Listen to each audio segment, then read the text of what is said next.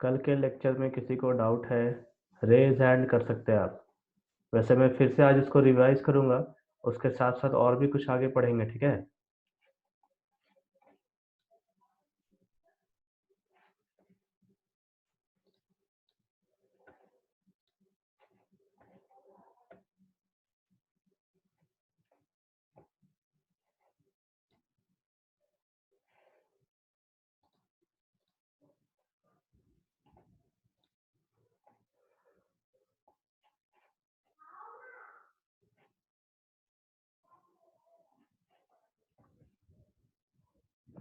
हाँ, बाकी लोग सब छुट्टी बनाने गए हैं क्या? हेलो। हाँ मुस्कान, बोलो। सर हाँ, एक बार फिर से रिवाइज कर दीजिएगा। पूरा लेक्चर? जी सर। पूरा लेक्चर रिवाइज नहीं कर सकते आप, वीडियो यूट्यूब से देखिए, ठीक है। उसके बाद कुछ डाउट है तो वापस से पूछिए। पूरा लेक्चर 40 मिनट का होता है। सर क्या? हेलो। है ना सर? हेलो।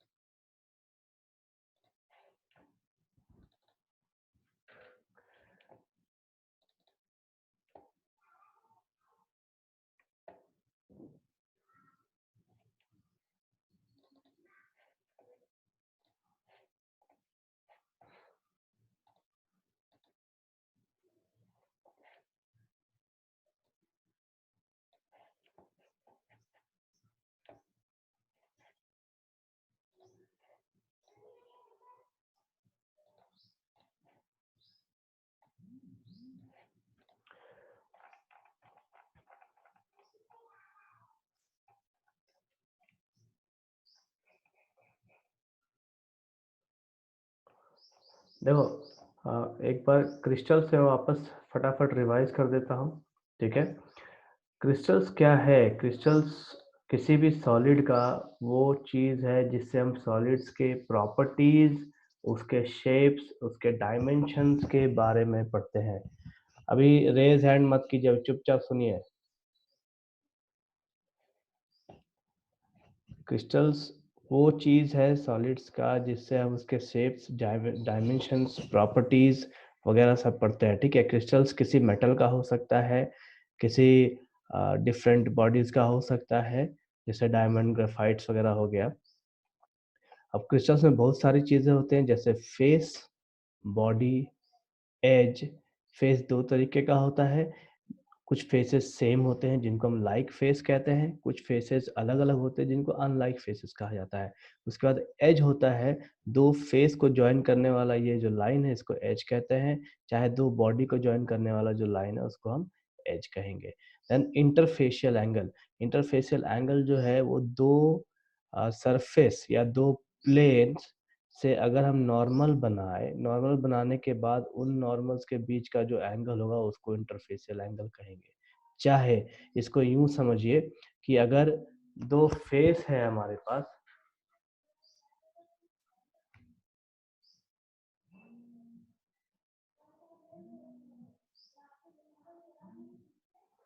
इसको यूं समझिए, अगर दो फेस है हमारे पास, एक फेस ये है, चाहे एक फेस ये है, एक फेस ये, एक फेस ये, इन दोनों के बीच का जो एंगल होगा उसको हम इंटरफेशियल एंगल कहेंगे।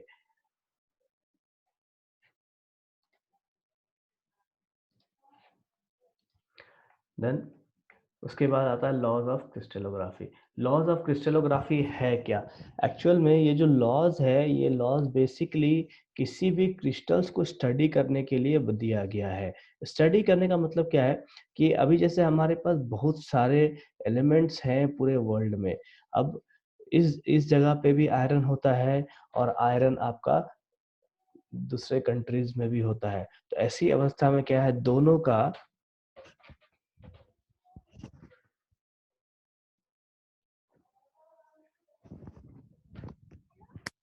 फोन काट रहा, समझ नहीं आ रहा क्या?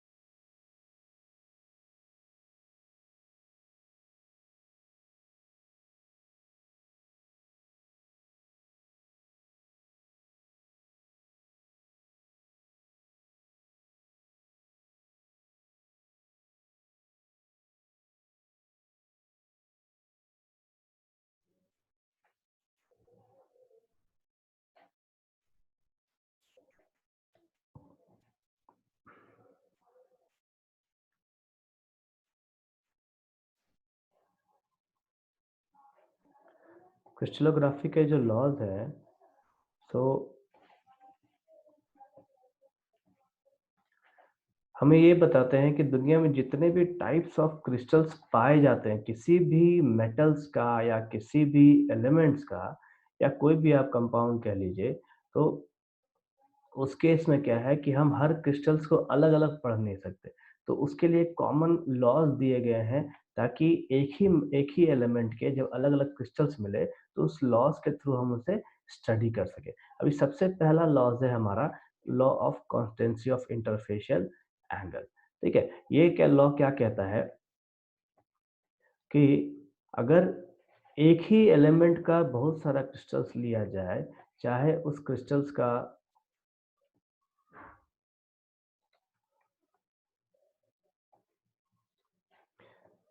तो एक ही एलिमेंट का बहुत सारा क्रिस्टल्स लिया जाए और वो क्रिस्टल्स अलग-अलग जगहों से लिया जाए, तो उनके बीच के जो फेसेस होंगे, उनके बीच का जो एंगल होगा, वो एंगल आपका बराबर होगा। चाहे ये एंगल उठा लो, चाहे ये एंगल उठा लो, चाहे आप ये भी एंगल उठा सकते हो, ये सभी एंगल्स एक-दूसरे के बराबर होंगे। देन सेकंड लॉ भी नहीं बताऊँगा, थर्ड लॉ बता रहा हूँ। Third law, law of constancy of symmetry. ठीक है, अभी सिमेट्री का मतलब होता है कि ऑब्जेक्ट अगर हम रोटेट करें या उसको व्यू किया जाए, तो वो व्यू हमें बार-बार मिलना चाहिए। तो कांस्टेंसी ऑफ सिमेट्री का मतलब क्या है कि अगर हम एक प्लेन बनाएँ या एक एक्सिस लें, चाहे एक सेंटर लें, ये 3 ऐसे चीज़ें हैं जिससे अगर उस क्रिस्टल को रोटेट किया जाए, तो हमें बार-बार क्रिस्टल का एक ही व्यू देखने को मिलेगा। सबसे पहला होता है plane of symmetry. Plane of symmetry का काम क्या है कि क्रिस्टल्स को 2 आधे हिस्सों में बाँटता है। जैसे यहाँ देखिए, आप रेक्टेंगुलर प्लेन ऑफ सिमेट्री है 3 और आपके पास 6 डायगोनल प्लेन ऑफ सिमेट्री है। टोटल प्लेन ऑफ सिमेट्री होता है 9 और ये 9 प्लेन ऑफ सिमेट्री क्या करते हैं कि इन क्रिस्टल्स को आधे-आधे हिस्सों में बाँटते हैं। देन सेकंड आपका axis of symmetry. Axis of symmetry actual में क्रिस्टल्स को आधे हिस्सों में बाँटता नहीं है, वो एक इमेजिनरी पॉइंट है या इमेजिनरी लाइन है जो एक किसी पॉइंट से पास होता है, और अगर उस एक्सिस से हम उसको रोटेट करें, तो हमें बार-बार एक ही चीज़ देखने को मिलेगा with certain interval. Certain interval कहने का मतलब है कि 2 बार, 3 बार, 4 बार, 6 बार घुमाने के बाद हमको सेम फेस या सेम स्ट्रक्चर देखने को मिलेगा। जैसे ये पहला 3 ड्राइंग है, इस पहले 3 ड्राइंग में हमें क्या मिलता है? The axis have 4 fold rotational symmetry, मतलब हम अगर ये 3 एक्सिस बनाते हैं, तो हम इसको 4 बार घुमाएँगे, तो हमें सेम फेस देखने को मिलेगा। सेम यहाँ पे भी है, ये three fold axis of symmetry कहलाता है। एक ऊपर का पॉइंट डायगोनल का और एक ये नीचे का पॉइंट डायगोनल का। अगर यहाँ से हम इसको रोटेट करें, तो 3 बार रोटेट करने के बाद हमको क्यूब मिलेगा वापस से वही। देन ये 6 ड्राइंग्स में क्या है, 2 फोल्ड एक्सिस ऑफ सिमेट्री है। एक ये ऊपर का एज और एक ये नीचे का एज। अगर इन दोनों एज को हम पकड़ के इसको घुमाएं तो हमें 2 बार में ही वापस से वही फेस देखने को मिलेगा। ठीक, अभी घुमाने का तरीका क्या है? जैसे मान लीजिए इसको हमने घुमाया, ठीक, तो घुमाने के बाद ऐसा नहीं है कि हम ये कॉर्नर पॉइंट अपने तरफ फेस कर लें, ठीक। कहने का मतलब कि अगर मेरे साइड तरफ एक फेस है तो पहला घुमाने के बाद एक फेस ही आना चाहिए। ऐसा नहीं कि पहला घुमाए और घुमाने के बाद हमने क्या किया, ये कॉर्नर पीछे का ये कॉर्नर पॉइंट अपने सामने ले लिया, ठीक, तो उसको घुमाना नहीं कहते। इसको घुमाने का मतलब है कि इसको पूरा ऐसा घुमाइए, ये एक बार में दूसरा फेस आपको दिखने को मिले। आप ये प्रैक्टिस कर सकते हैं अपने घर पे, लूडो का वो डाइस लेके, चाहे बड़ा सा जो क्यूब होता है खेलने का उसको भी लेके प्रैक्टिस कर सकते हैं। सारे फोल्ड्स या सारे रोटेशंस आप उसमें भी कर करके देख सकते हैं। नेक्स्ट है आपका सेंटर ऑफ सिमेट्री। ये सेंटर ऑफ सिमेट्री क्या है? किसी भी बॉडी का एक ऐसा सेंटर पॉइंट जहां से वो बॉडी इक्वी डिस्टेंट पे हो। जैसे इस क्यूब के केस में ये जो सेंटर पॉइंट है यहाँ से हर फेस की दूरी बराबर होगी, इसको हम कहते हैं सेंटर ऑफ सिमेट्री। और total total elements of symmetry 23 होता है। ये ऑब्जेक्टिव में कई बार पूछा जाता है कि how many symmetries are present in a cubic crystal, ठीक, तो डायरेक्टली हमें 23 यूज करना है।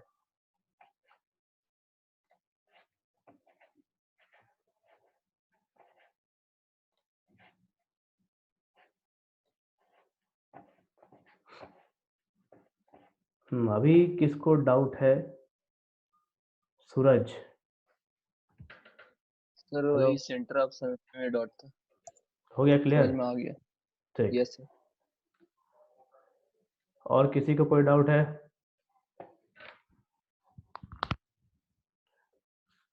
और किसी को डाउट है तो ठीक है, तो फिर आगे आगे टॉपिक देखेंगे।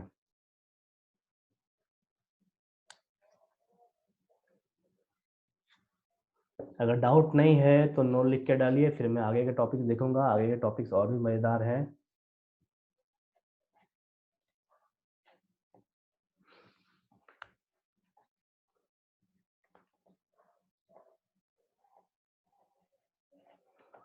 चलो ठीक है, फिर मैं आगे की ओर देखते हैं, ठीक है। और थोड़ा ढंग से देखिएगा, ढंग से समझिएगा। जो भी इमेजेस मैं दिखाऊं आपको, इमेज पे गौर कीजिएगा, ठीक है। आगे भी इमेज हैं और काफ़ी कॉम्प्लिकेटेड इमेज होंगे, तो एक बार ढंग से उसको देखने का प्रयास करने का, सीखने का प्रयास कीजिए। वेरी इंटरेस्टिंग टॉपिक है, वेरी इंटरेस्टिंग चैप्टर है ये।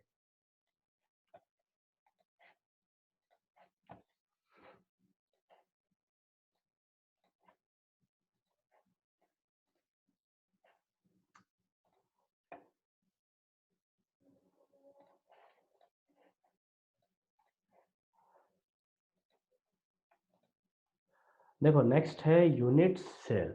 अब हम क्या करेंगे, अब हम इस यूनिट सेल के बारे में जानेंगे। यूनिट सेल है क्या? अब देखो, पहले भी मैंने आपको बताया है, क्रिस्टल्स जो है, क्रिस्टल्स क्या करते हैं हम स्टडी, हम डायरेक्टली पूरे क्रिस्टल्स की स्टडी तो कर नहीं सकते एक साथ में। तो हम क्या करते हैं, उस क्रिस्टल्स को छोटे छोटे हिस्सों में बांट देते हैं, ठीक है। बांटने का तरीका क्या है? देखो, मान लीजिए आपके पास एक बॉक्स दिया हो, उस बॉक्स में अगर मैं बॉल डाल दूं, ढेर सारा बॉल, चाहे ट्रायंगुलर शेप का कोई भी रबर डाल दूं या कुछ और डाल दूं, तो होगा क्या कि बॉल, ट्रायंगल्स, ये सब क्या करेंगे, जगह तो लेंगे ही, लेकिन एक ट्रायंगल दूसरे ट्रायंगल के बीच में कुछ ना कुछ गैप बना देगा। एक बॉल दूसरे बॉल के बीच में कुछ ना कुछ गैप बना देगा, ठीक है। तो हम ये भी जानते हैं कि सॉलिड्स में एक एटम और दूसरे एटम के बीच में मिनिमम गैप होता है। मतलब एक एटम और दूसरे एटम की जो दूरी होती है वो कम से कम होती है। अगर ज्यादा होगा तो वो लिक्विड में बदल जाएगा, अगर और ज्यादा होगा तो वो गैस में बदल जाएगा। इसलिए हम क्रिस्टल्स को स्टडी करने के वक्त उसे परफेक्टली क्यूब मान के चलते हैं कि हम एक क्रिस्टल जो है वो क्यूब के द्वारा बनाया गया है, ठीक है। तो होता क्या है कि अगर हम क्यूब मान के चलते हैं तो हमें जो गैपिंग है सॉलिड्स में वो मिनिमम देखने को मिलता है। अब देखो, आपके पास यूनिट सेल के लिए मैंने एक क्यूब यहाँ दिखा रखा है और यहाँ पे टोटल 8 क्यूब दिखा रखा है। पहला क्यूब, दूसरा, तीसरा, चौथा, 4 ऊपर से है, 4 ये नीचे से है, ठीक है। अब एक चीज और इमेजिन करना है अपने को कि ये जो क्यूब है, इस क्यूब के राइट साइड में और भी क्यूब होगा, इस क्यूब के लेफ्ट साइड में और भी क्यूब्स होंगे, क्यूब के पीछे साइड में और क्यूब होगा, क्यूब के सामने क्यूब होगा, क्यूब इस ऊपर वाले सरफेस के ऊपर क्यूब होगा, इस नीचे वाले सरफेस के नीचे भी क्यूब होगा। क्यों ऐसा कहते हैं? क्योंकि कोई भी क्रिस्टल्स की अगर हम स्टडी करें, तो ये जो क्रिस्टल है, उस क्रिस्टल में सिर्फ 8 क्यूब तो होंगे नहीं, ठीक है? 8 क्यूब तो होंगे नहीं, क्यों नहीं होंगे? क्योंकि एवोगाड्रो के हिसाब से हर किसी एलिमेंट में Avogadro number of atoms, ions और मॉलिक्यूल्स होते हैं, ठीक है? तो इसके वजह से हम यहाँ पे देखने को तो 8 क्यूब देखते हैं, लेकिन ये मान के चलते हैं कि इधर भी क्यूब, उधर भी क्यूब, इधर भी, सामने भी, नीचे भी और ऊपर भी क्यूब ही क्यूब है हमारे पास, ठीक है? अब यूनिट सेल की बात कर ले। तो यूनिट सेल क्या है? अगर इस 8 क्यूब में से मैं एक क्यूब को बाहर निकाल दूं, तो इस आठों क्यूब में से ये एक क्यूब जो होगा, ये इसका सबसे छोटा हिस्सा होगा। तो इस छोटे हिस्से को मैं कहूंगा यूनिट सेल, ठीक है। अब यूनिट सेल की खासियत क्या है? यूनिट सेल की खासियत क्या है? तो यूनिट सेल, अगर मैं इस यूनिट सेल को बार बार जोड़ता जाऊं, मतलब एक क्यूब मैंने पहले लिया, उसके बाद एक क्यूब और ले लूं, फिर एक क्यूब इधर लूं, फिर एक क्यूब नीचे, एक क्यूब दाएं, एक क्यूब बाएं, तो मुझे होगा क्या कि ये बड़ा सा क्यूब का फॉर्मेशन होगा। अब यूनिट सेल है, तो यूनिट सेल के सबसे इंपॉर्टेंट पॉइंट वो होती है लैटिस पॉइंट। लैटिस पॉइंट है क्या? लैटिस पॉइंट वो पॉइंट है जहां पे एटम के होने की संभावना सबसे अधिक होती है, ठीक है। एटम के होने की संभावना सबसे अधिक होती है, या यूं कहिए, हमने एटॉमिक स्ट्रक्चर में पढ़ा था कि इलेक्ट्रॉन्स हर जगह नहीं होता, ठीक है। तो इलेक्ट्रॉन्स हर जगह होता नहीं है, तो हम क्या कहते हैं, साई की वैल्यूज पढ़ते थे। साई का मतलब क्या था कि इलेक्ट्रॉन्स के होने की संभावना सबसे अधिक होनी चाहिए। उसी तरीके से हम यहाँ लैटिस पॉइंट्स को क्या डिफाइन करते हैं कि इस जगह पे एटम या फिर आयन के होने की संभावना बहुत अधिक होगी, ठीक है। अब एक चीज और, यहाँ पे यहाँ पॉइंट दिखाया हुआ है, ठीक है। पॉइंट दिखाने का यहाँ मतलब क्या होता है कि हम एक एटम को एक पॉइंट मान के चलते हैं, ठीक है, और उस पॉइंट को हम कहते हैं लैटिस पॉइंट्स। अभी डेफिनेशन है यूनिट सेल का, the simplest repeating unit in a crystal is called unit cell. Simplest repeating unit, ये आपका सिंपलेस्ट यूनिट है। अगर इसको हम बार बार रिपीट करते चले जाए, तो हमको एक क्रिस्टल का फॉर्मेशन होगा। each unit cell each unit cell is defined in terms of lattice points, ठीक है। each unit cell is defined in terms of lattice points। हर यूनिट सेल को हम किसके टर्म में डिफाइन करते हैं? तो लैटिस पॉइंट्स के टर्म में। अब लैटिस पॉइंट देखो बहुत 3 तरीके का होता है, 1D, 2D एंड 3D। ये जो आपको दिखाया, ये 3 डायमेंशनल लैटिस पॉइंट दिखाया गया है, ठीक। और एक्चुअल में 3 डायमेंशनल लैटिस पॉइंट एग्जिस्ट करते हैं, ठीक। नेक्स्ट है आपके पास representation of a unit cell. Representation किसको कहते हैं? अभी इसी यूनिट सेल को हम क्या करेंगे, एक्स, वाई और जेड कोऑर्डिनेट में ले लेंगे, ठीक। उसके बाद हम क्या देखेंगे, एक फेस हमें मिल गया ओ एक्स की तरफ, एक फेस हमें मिलेगा ओ वाई की तरफ, एक फेस हमें मिलेगा ओ जेड की तरफ, ठीक। और इन तीनों फेस का जो इंटरफेशियल एंगल होगा, वो होगा अल्फा, बीटा और गामा, ठीक है।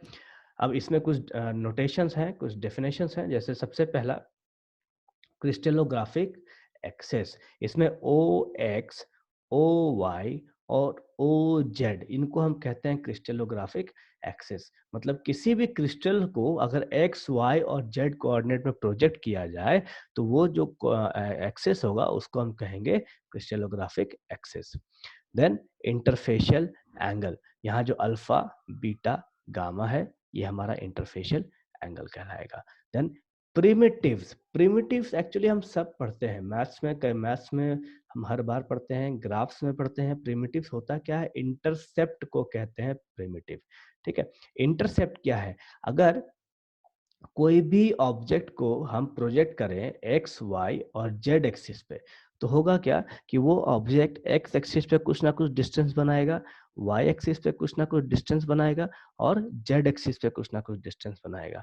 तो हम वो जो डिस्टेंस नापेंगे ओ से लेके जेड की तरफ, ओ से लेके एक्स की तरफ, ओ से लेके वाई की तरफ, हम उसको कहते हैं प्रिमिटिव या फिर इंटरसेप्ट्स। इस केस में, इस क्यूब के केस में स्मॉल ए, स्मॉल बी और ये स्मॉल सी, ये आपका प्रिमिटिव चाहे इंटरसेप्ट कहलाता है। देन नेक्स्ट है की फीचर्स ऑफ लैटिस पॉइंट्स। ये बहुत इंपॉर्टेंट है, ऑब्जेक्टिव पॉइंट ऑफ व्यू से भी और न्यूमेरिकल पॉइंट ऑफ व्यू से भी बहुत इंपॉर्टेंट, और इसको समझना थोड़ा टफ भी हो जाता है। तो ध्यान से फिगर देखेंगे, ध्यान से ड्राइंग देखेंगे। सबसे पहला point at the corner are shared by 8 unit cells. अब यहाँ पे टोटल कितने यूनिट सेल्स है? 8। 1 2 3 4 5 6 7 और इसके पीछे ठीक 8।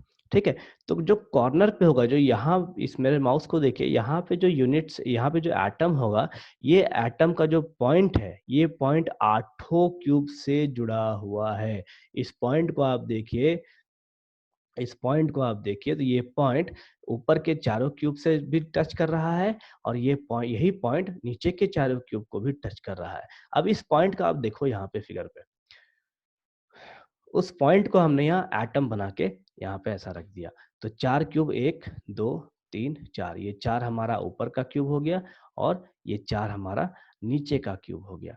ठीक है, तो इस 8 क्यूब को, ये एक ऐसा पॉइंट है जो कॉमनली टच कर रहा है। तो इस जगह पे जो एटम होगा, ये 8 क्यूब में बटा हुआ होगा। ठीक, तो 8 क्यूब में बटे हुए होने के कारण एक एटम 1/8 में चले जाएगा एक क्यूब के लिए। अगर एक एटम 8 क्यूब में बटा हुआ है तो एक क्यूब के हिस्से में कितना आएगा? 1/8। तो पहला पॉइंट क्या कहता है? Point at the corner are shared by 8 unit cells, therefore the distribution is 1/8 of each such point to unit cell. कहने का मतलब है कि ये जो कॉर्नर पे एटम है, ये 8 में बटे होने के कारण एक क्यूब में 1/8 के हिस्से में जाएगा। अब आप दूसरे पॉइंट पे चले आइए। Point along an edge is shared by 4 unit sales.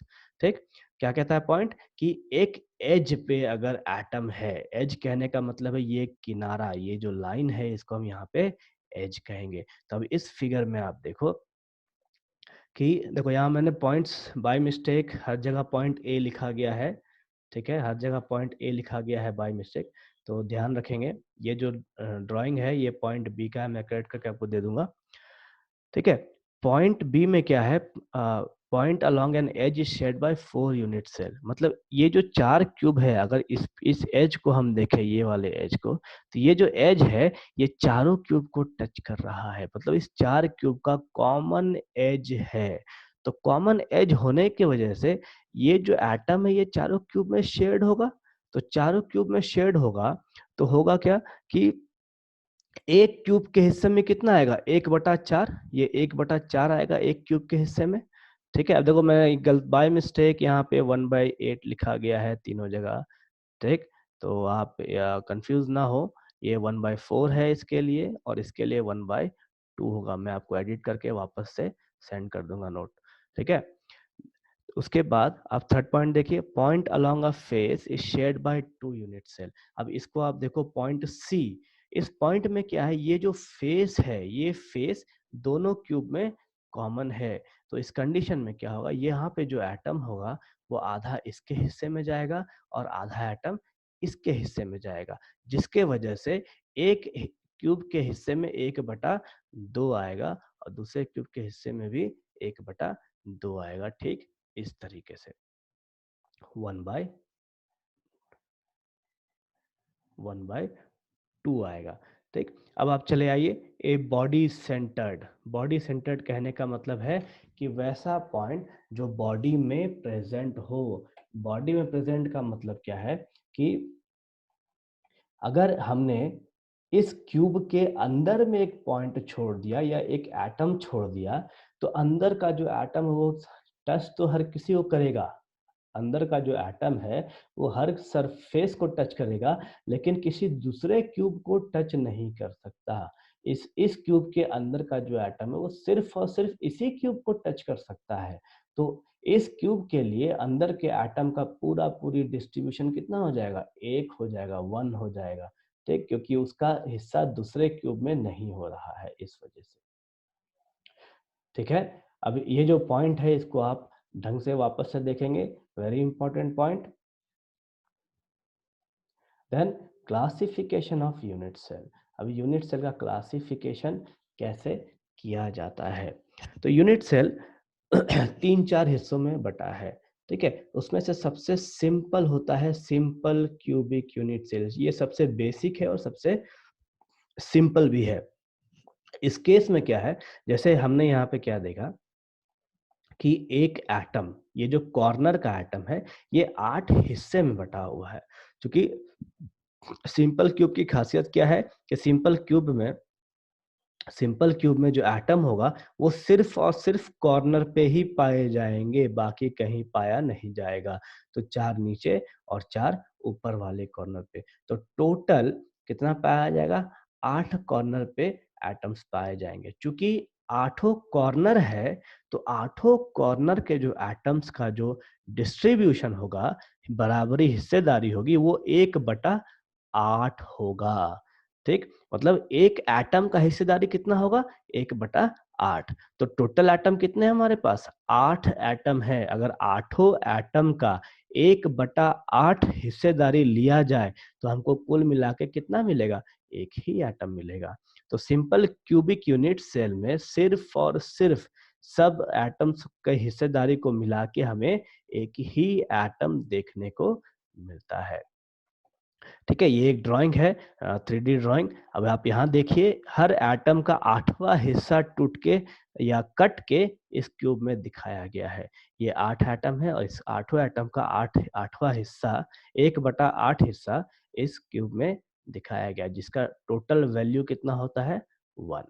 तो हम यूँ कह सकते हैं कि सिंपल क्यूबिक यूनिट सेल में टोटल नंबर ऑफ एटम कितना होगा? तो सिर्फ 1 होगा। अब दूसरा आप देखिए, centred unit cell. Centred unit cell कहते हैं किसको है? The constituent particles occupy other positions also beside the corners. कहने का मतलब क्या है कि कॉर्नर के अलावा, ये जो 8 कॉर्नर है, ऊपर 4 नीचे 4, इन 8 कॉर्नर के अलावा और भी एटम्स कहीं ना कहीं प्रेजेंट होंगे। जैसे सबसे पहला ले लीजिए आप, बॉडी सेंटर्ड यूनिट सेल्स, जिसको हम BCC भी कहते हैं। एग्जाम में आपको ज्यादातर BCC लिख के ही पूछा जाता है। तो बॉडी सेंटर्ड यूनिट सेल की खासियत क्या है कि 8 कॉर्नर पे तो एटम होंगे ही, लेकिन इसके साथ साथ एक इस सेंटर ऑफ बॉडी के भी होगा। तो टोटल नंबर ऑफ एटम्स कितने हो जाएंगे? ये 8 कॉर्नर मिला के एक, और ये एक सिंगल मिला के एक, टोटल नंबर ऑफ एटम हो जाएगा हमारे पास 2। ठीक, अब आप इस 3D ड्राइंग को देखिए, ये 8 कॉर्नर मिला के हमको एक एटम देगा, और ये जो बीच में बड़ा सा गोला दिखा रखा है एटम का, ये एक सिंगल एटम होगा, जिसके वजह से हमको टोटल नंबर ऑफ एटम्स 2 मिलने वाले हैं। देन उसके बाद है आपका फेस सेंटर्ड यूनिट सेल।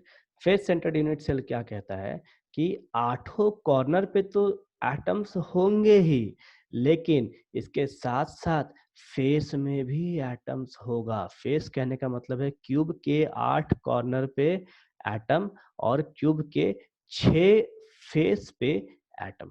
क्योंकि हमने पढ़ा है, यहाँ पे देखा है, जो फेस का एटम है इसका डिस्ट्रीब्यूशन 1/2 होता है।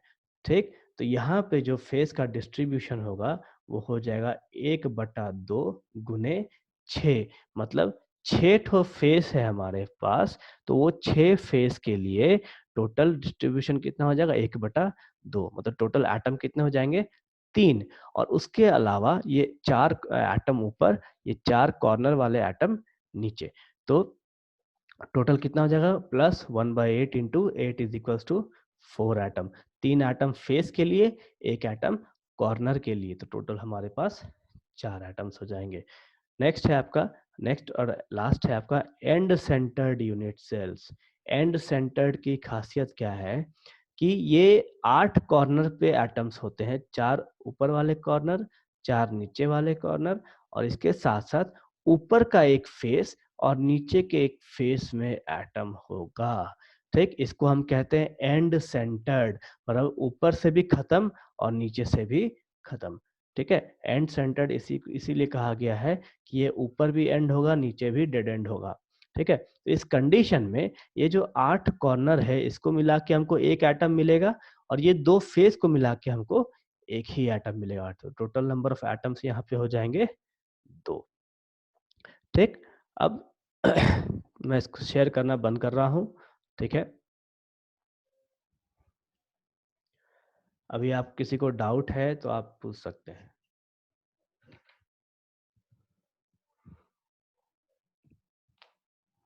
अभी आपको डाउट है तो पूछ सकते हैं, या फिर मैं नोट्स उसको एडिट करके ठीक करके आपको अपलोड कर दूंगा, तो आप वापस से पढ़ने के बाद भी पूछ सकते हैं नेक्स्ट क्लास में।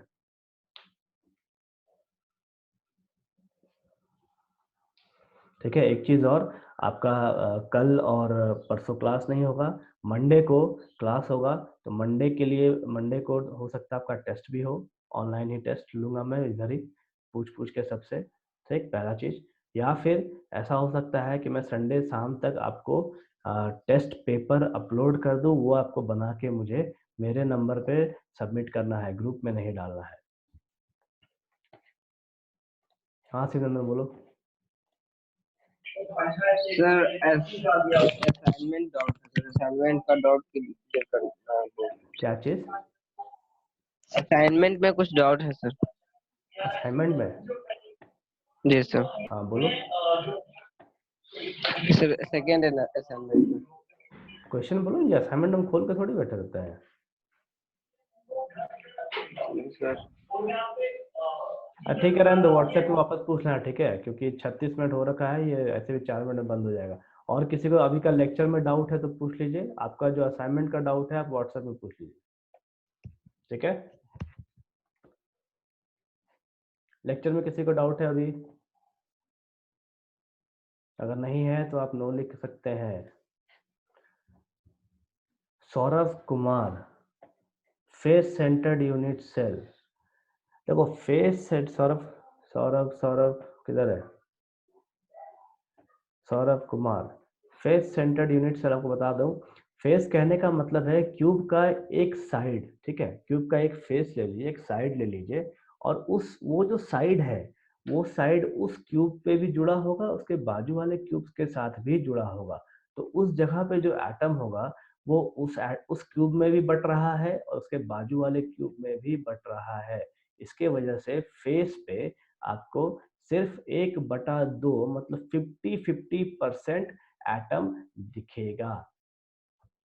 ठीक है, इस वजह से हम उसको 1/2 डिस्ट्रीब्यूशन भी कहते हैं।